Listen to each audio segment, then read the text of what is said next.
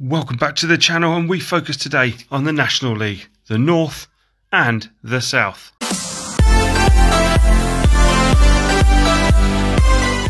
That's right, we're back and we're here for our final prediction video before that season starts in England.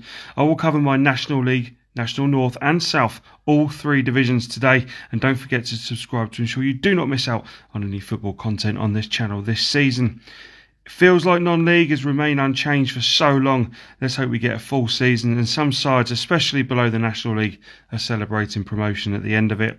Let's crack on with the National League first to start. Who do we have in the bottom three? And firstly, the side I think who will finish bottom. I've certainly ummed and ahed over the relegation places, but the first one and the team finishing bottom, I've gone Dover Athletic.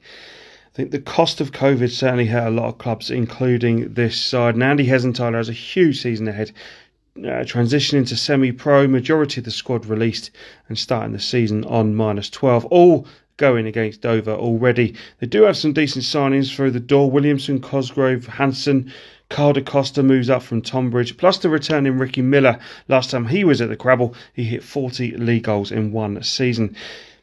Gets close to that, maybe Dover have a sniff and a better chance to survive than it first looks. But at the moment, I think Dover could be looking down next year. The next side I've got in the relegation zone is Kings Lynn. Handled life back in the National League pretty well. Finished 21st this year and they will be down. And competitive form reads no win in 13 National League games. The three players with the most league goals for them as well last year have now gone. Jackson, Kerry and Gash. And a tough start too against Southend, Yeovil and Chesterfield. They will need to get points in early doors to not be left behind. They've moved for some decent players in the shape of Junior Moraes from St Mirren. Fernandez comes in from Stevenage. Decent loan spell at Oxford City last year for him. It'd be tough, but they'll give it a good go. One stat they really have to improve on, you feel, is the stat of 98 goals conceded last season. The last place I've got for relegation, and it's quite a tough one to really tell. Gone Wealdstone from the 98 of Kings Lynn to 99. Yes, 99 goals conceded last season, and Stuart Maynard has been given room to get fresh blood into a squad who certainly entertained last year, both in a positive and negative way. In the space of two home games last year, they lost by an aggregate of 13-2. And maybe a blessing there was no relegation and players potentially weren't as focused as what they probably could be at the tail end of the season after a pretty decent start. 12 players have moved on, including Gondo, Mendy, Effetti, Smith and Askew. A double signing from Torquay, Eleutherio from Dagenham and Redbridge, Reece Brown from Sutton. They'll surely add more. Danny Parish I certainly see hitting double figures next season. But that against Column has to improve, and Dean Brennan was always an offensive manager, something Maynard needs to now probably balance. I feel just slightly there's other teams that will survive more than what Wealdstone will. Next side above Wilson are just staying out, which might surprise a few. I've got SC Halifax, had a very good squad last year, and a lot of those favourites have moved on. Jeff King, Jack Earing, Neil Byrne and top scorer Jake Hyde have all gone. Only two arrivals so far. Two means I can't see Halifax attacking the playoffs as much as I thought they would last year. I think it could be a season of struggle for the northern side. With the expulsion of Macclesfield and Dover avoiding the season, the team from the Hive finished bottom, and a very, very poor season from them. They've been through enough managers lately, and Harry Kewell was the latest and the sixth in just over a year to take the helm at the Hive. 19 players out as the Australian creates his own squad. A forward line of Mason Bloomfield and Adam Marriott will give them a sense of belief. Additions such as Tasdemir, Widdowson, Brundle and Turley will hopefully give Barnet a much more competitive season this year. Still feel they're a little bit lacking to climb the table too much. Above Barnet and into 18th position, I've got Maidenhead United. When I did the League 2 predictions, I touched on the thought ex-Maidenhead striker Danny Orsi would definitely be among the top scorers in the National League, but he got his step up to Harrogate in League 2. They do still have Sam Barrett, who got 15 last season, mostly all at the start of the season. They've added Emil Aqua, permanently from Southend, Kane Ferdinand from Woking, plus forward Dylan Asungani from Oxford. The youngster comes back to York Road, but this time permanently. And I feel like Maidenhead will have enough definitely to stay up. I just feel like missing the goals of Orsi and a little bit of quality. There's a few sides I fancy to be above them next year. Above them, I've gone for Weymouth, which might surprise a few. A lot of people are tipping Weymouth for relegation. When certain players return, it normally is at least sometimes when they return, they end up coming back to their happy place, and I feel that could be Brandon Goodship next season. Tasted the EFL, but now returns to a club he had a very happy time at. The signing of Tyler Cordner has got a lot of approval as well. Now, no doubt they'll lose a lot more than what they'll win, but I'm confident they can just about survive, even though they did lose some of last year's top scorers. 16th, and I've got Boreham Wood. When you find Boreham Wood scoring, you'll also find Tashimanga. 19 last season, add to his 19 the year before.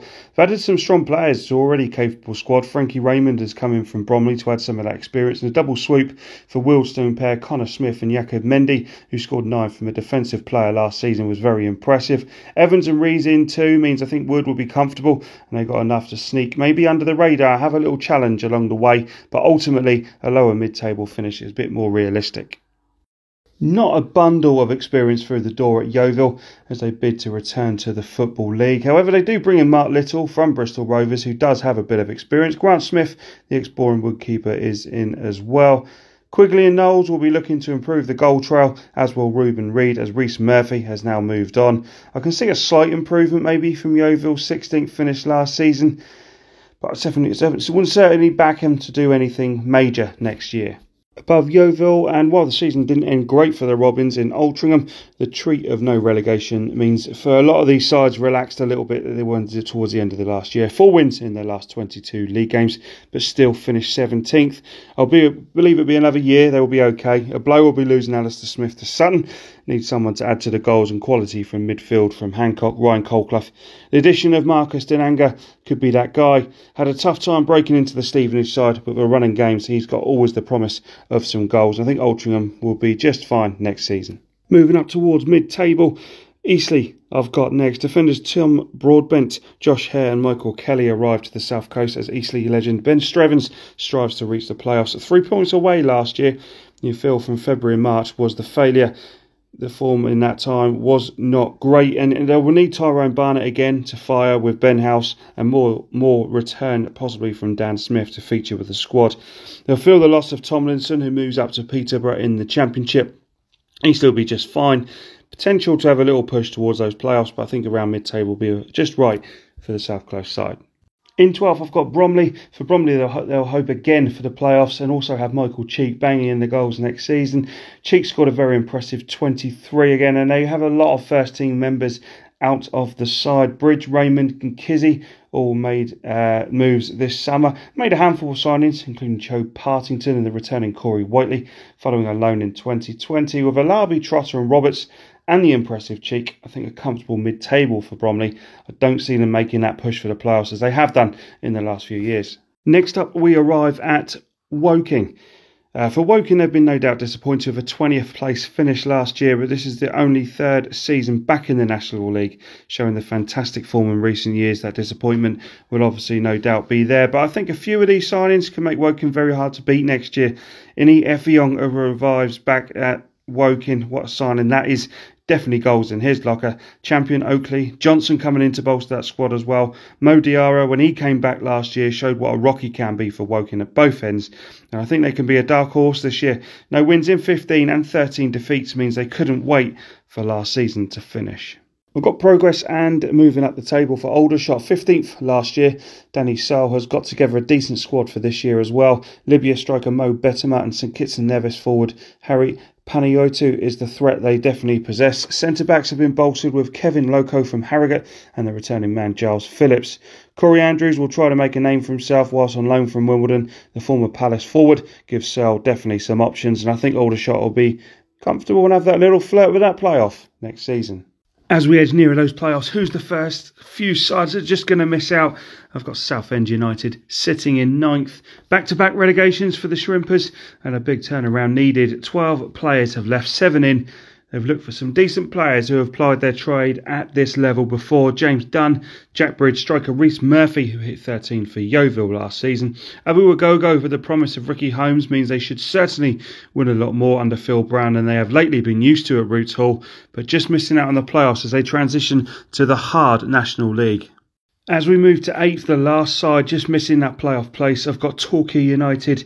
Had Torquay as the dark horses for last season. Actually expected them to have a playoff place last year. However, they went even better, and to be honest, should have possibly been champions on the amount of times they had the games in their hands. Since that playoff campaign, a lot of bodies have left. Matt Bousset who missed that decisive penalty, teams up again with Josh Umara at Wealdstone. Brazilian keeper Lucas is gone. Waters, Nemane, Cameron, Whitfield all leaving the Devon side. Still with the threat of Wright, Asa Hall and Connor Evans, with Khalidi Lolas coming in from Plymouth.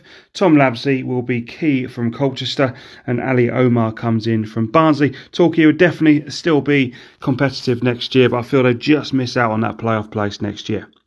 So we move into those important playoff places, and the first place I've got in 7th, Dagenham and Redbridge. I thought they'd be a lot stronger than they were last year, but finished in the end in a respectful 12th place despite a dreadful start. A run of 6 straight wins in April and May certainly propelled them up the league, scoring lots in pre-season, and certainly the form of top marksmen Paul McCallum, Balanta and Robinson, all capable of scoring plenty, and more will be expected of Darren McQueen too. Walker's in from Barnet to add pressure to the forwards, and Daryl McMahon brings Sam Ling back to the Daggers. I feel he'll get a better start this time around to challenge for those playoff places at Dagenham. The second side in those playoff places, and 6th, I've got Neil Ardley, Solihull Moors. A response will be needed from Solihull this year. 11th followed the season, finishing 9th. That coming after 3 points off the EFL in the second in 2019. It's a slow sinking decline, but you have to say that there'll be a force at this level, and Neil Ardley will get them ready. Sabara, Rooney, James Ball remain, and Ryan Barnett is in permanently from Shrewsbury. He will run the wings with the speedy Justin Donowa, and I think a lot more and a stronger position for Solihull this season. Into 5th then, and I've got Grimsby Town, recently relegated from League 2. Grimsby return to the National League and have the man at the helm who got them out of it last time, Paul Hurst. Recruited well on paper, but they know this is a hard slog to get out of. You would fancy new striker Ryan Taylor and last year's non-league recruit Ira Jackson Jr. to score some goals for them this season. McAtee is another front man coming in, and big things are expected of a left-back Sebastian Revan on loan from Aston Villa. Affetti and Pearson and Fox all in as well, and Enrico Sousa, the tricky winger, follows the guys through the door from Darlington. I think Grimsby will be a strong side next year, but I just think others might have a bit more than them to be near the top. I honestly believe the final 4, any of these top 4 could get promotion as being champions. In 4th, I have gone Chesterfield. I think James Rose certainly galvanised Chesterfield last year, so there'll be much interest and more pressure on him this season. A lot of players have been let go as he goes with quality over quantity. Akwasi Asante stepped up brilliantly last season. He is again the threat going forward. With Danny Rowe next to him, there's almost surely at least 35 to 40 goals for them next season, providing fitness is regained. Halifax Player of the Year, Jeff King's in. Scottish winger, Calvin Miller. Cairo Mitchell put in some good displays for Kings Lynn last season. Makes the move. It's got to be a solid year, you feel, for the Sparrows, and they're certainly not within their means to challenge near the top. Just above Chesterfield in 3rd, I've gone Wrexham. When you see the signings this year at National League level, there's some massive buys and especially when you can lure last season's top scorer in League 2 to non-league. There is some power from the Welsh side this year, and Paul Mullin will hope to get close to his 32 league goals he got for Cambridge last season. But Mullin shouldn't be the only focus. Jake Hyde, a very good player, is in from Halifax, and another player leaving a League 1 promoted side is Morecambe's Liam McAlinden. I don't think you can discount Jordan Ponticelli either with the right service. Plenty of options as Phil Parkinson puts his reputation on the line with Wrexham this year. One thing they'll definitely have to get used to is a lot of teams will be there trying to shoot down the Welsh outfit this year. 2 teams left. The team just missing out on the title. I've got Notts County. Arguably a very good summer for transfer window for a club settling into the 3rd year in a row in non-league. Yes, they lost the likes of Reeves, Boldavine, but adding to that, with Roberts, Watson and Rodriguez. They bring in Torquay Pear, Namane and Kyle Cameron, who rejected offers from the EFL for Nottingham this year. Also in is ex-Man City Ed Francis, not happy with involvement in a different position at Harrogate. He'll hope to be playing further up the field at Meadow Lane. And if they can get that to click, a guy that really won some youth trophies at Man City, that would be a massive, massive transfer. They'll definitely be in around the top places in the league, and Notts County bid to get back to League Two. Well, I'm pretty sure you could probably guess who is going to be the champions because I haven't mentioned your side yet. That's it. Stockport County. Rooney, Madden, Quigley. What an attack Stockport have at this disposal. And with the likes of Minahan, Jennings, Palmer, Whitfield, they're not just all about the attack. I see Stockport handling the pressure of the favourites tag. Third place finish last season, losing to Hartlepool in the playoffs. Certainly didn't lose before the playoffs from the start of March. But it was a winter period that they'll want to improve on this season. And I think Stockport County will be the side just getting over the line against some real tough opposition this season. My National League champions, Stockport County. So there we go, guys. That is my National League predictions. Relegated, Dover Athletic, Kings Lynn and Wealdstone. Playoffs for Dagenham and Redbridge, Solihull, Grimsby, Chesterfield, Wrexham and Notts County, and Stockport County to win the league. But we're not messing around there. We keep going, and we're now going to look at the National League North predictions. Just a reminder before we get into the National League North, hit that subscribe button so you don't miss out on them videos coming up this season, all football related on this channel.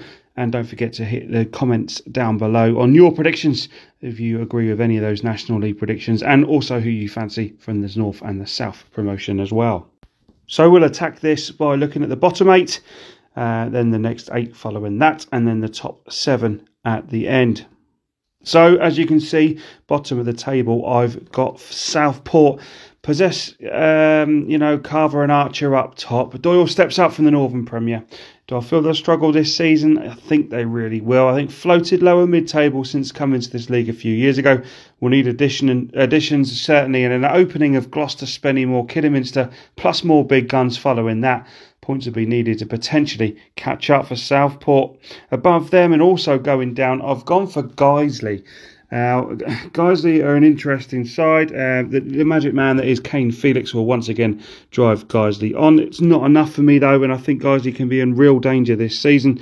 Squad size and quality will be a bit of a worry as things stand. Just staying up, just above Southport and Guiseley, I've got Kettering with just a couple of additions. I see Kettering struggling next season. We'll need goals to come to ensure points are picked up. And from the face of it, it seems the midfield will be very reliant to pick up most of that scoring play. So I see a struggling year for Kettering. Alfreton just above them, only Blythe under Alfreton when the season ended. Andrew Clark has got them pretty competitive in pre-season. Experienced Matt Reed comes into the dressing room, joining him from Kings Lynn. Dale Southwell. It bangs goals for fun, or at least did at this level before, and a good signing you would imagine. I feel defensively needs strengthening to be away from trouble. AFC Telford follow after this, and AFC Telford sort out a back line with Birch and Pond, a side capable of some big wins, especially with Jason Oswald leading the line, but I don't see much progression from the previous year. Next in 17th, I've got Curzon Ashton. For me, Curzon have one of the best danger men up front in Dominic Knowles. There's a chance if Dunn clicks, the new Welsh striker, then obviously that could potentially be goals as well. Curran and Thomas. Curran does his history of scoring goals and be interesting to take note of Curzon Ashton this season. Be a wait and see for me from them. Blythe Spartans just above Curzon. Familiar faces back at Blythe this summer. A bit of a surprise. A lot of people said they'd be rock bottom yet again. I don't see that. Darlington Quartet, Liddell, Watson, Reid and Maguire come back. They swap Black Meadows for Croft Park. Josh Gillies steps back into the league from South Shields in the league below.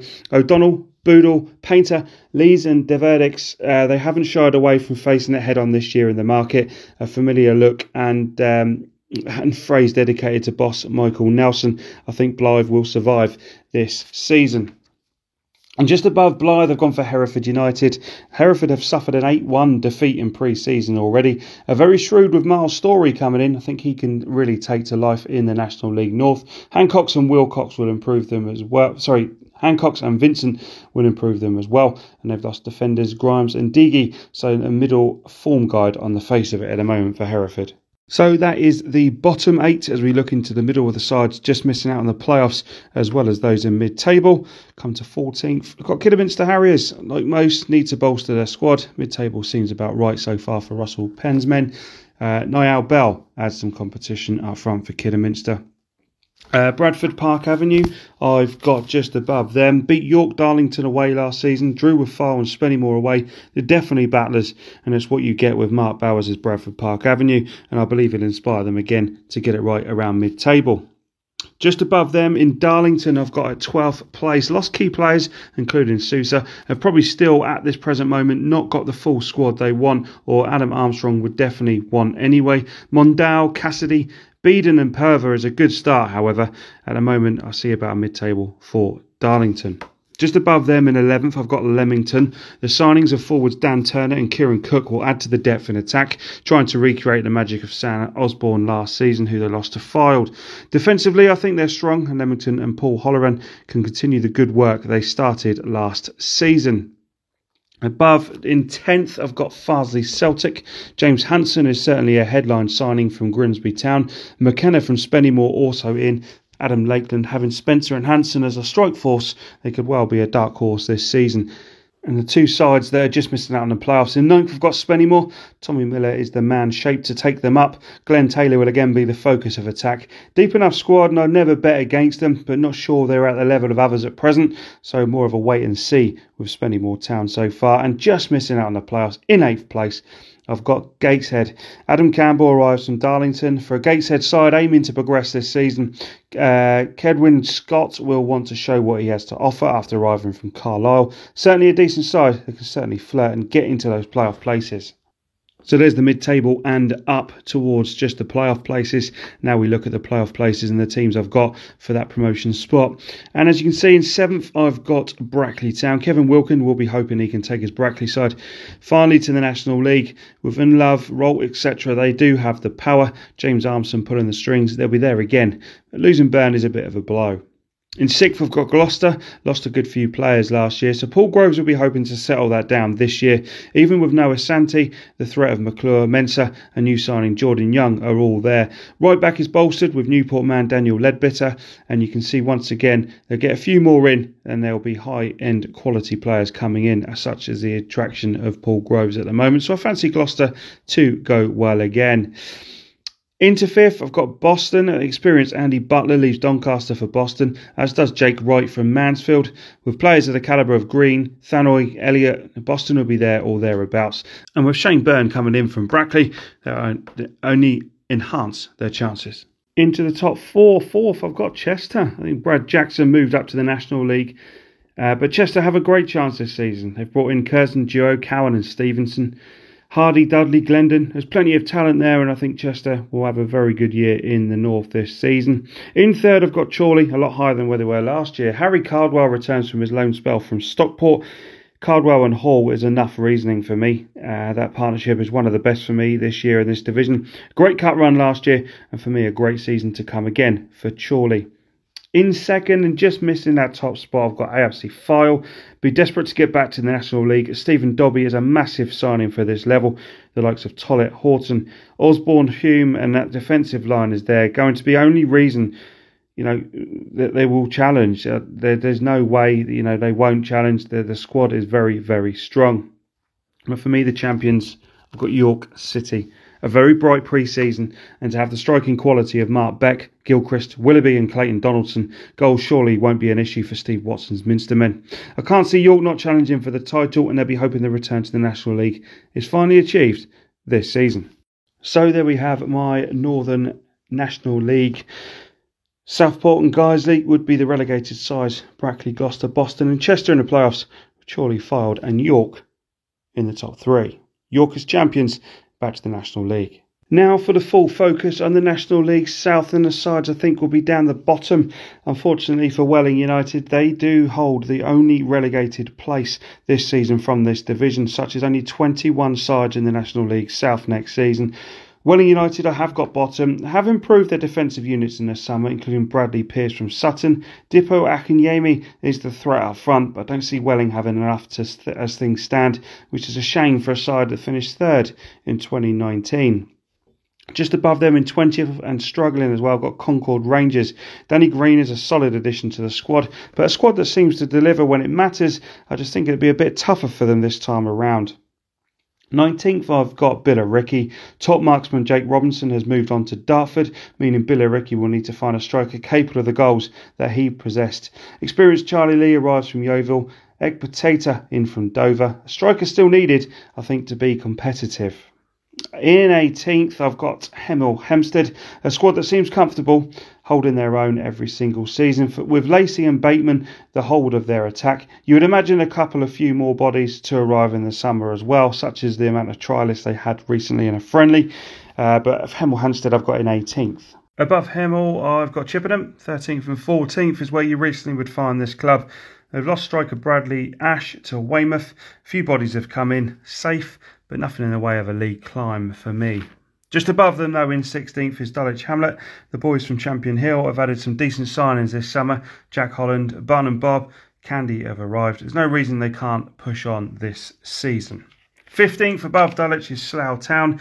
You would have been glad to get rid of last season, wouldn't they? Only Welling were under them last year, even if it was only 12 games played for Slough. But the heights of 1920's 5th place finish looks miles off. Adding Grant and Hodges to a squad still capable, I wouldn't say they would struggle as much as they did last season. I don't think we'd be putting up any trees either. And making up this bottom lot of sides I'm going for is Eastbourne Borough. Maybe a bit of a surprise. Chris Whelpdale inspired a very impressive Eastbourne last year. They were near the top when the season cut short. Following 3 years at the wrong end, a couple of additions, but I feel like they might get back to their mid-table roots next year. Moving up into mid-table towards the sides near the playoffs. 13th, I've got Hungerford. I think Hungerford, they had a great year, didn't they? More points last year in 19 games than the whole of the previous season, even though they were both cut short. They really stepped up, and Ryan Seeger was a huge success in last year's transfer window.